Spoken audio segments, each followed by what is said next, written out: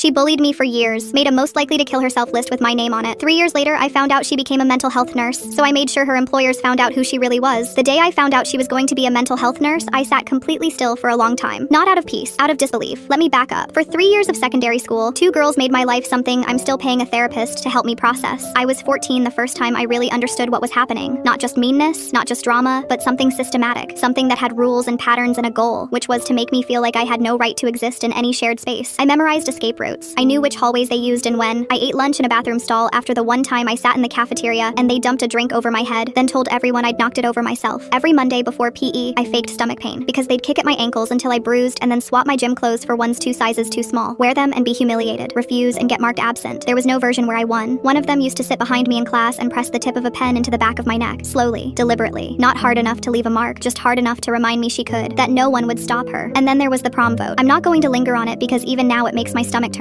But she made a category. Had it printed, passed it around. Most likely to end themselves. One name on the list. Mine. It circulated for almost a full day before it disappeared. No teacher ever spoke to me about it. Not one person who saw it said a word to my face. I spent 2 years in therapy after school ended. I'm still on medication. I'm not saying that for sympathy. I'm saying it so you understand this wasn't playground drama. It followed me into adulthood and made itself comfortable. 3 years after graduation, I was scrolling through social media and saw their updates, degree completions, celebration photos, big smiles. I clicked through because I couldn't stop myself. One studied animal care. Fine. The other one, the pen one, the list one, the one who used to follow me home and shove me toward the road. She got a degree in mental health nursing. I read it 3 times. I sat with it for almost an hour trying to talk myself down. You've done the work. Let it go. It's not your problem, but it was my problem because I knew what it meant. She would sit across from people at their lowest, most breakable moments, and they would trust her. They would have no idea. I opened Facebook and started writing. I didn't plan it. I didn't edit. I just wrote everything I remembered in the order I remembered it. The ankles, the gym cupboard. They locked me in there once until another class found me after lunch. The glasses, the teeth, the comments that never stopped, the prom list, the pens, following me home, all of it. Long, specific, and true. I tagged both of them by name and pinned it to the top of my page. The comments erupted. People from school I hadn't spoken to in years appeared. Some backed me up, some told me to move on. A few defended them. They were young, everyone makes mistakes. I mostly stayed out of it. I just left it there. 4 days later, she messaged me privately. She was sorry. She'd grown. She was embarrassed by who she used to be. Her tone was soft, almost convincing. She asked me to take the post down. I was actually considering it, not for her sake, but because I'd said what I needed to say,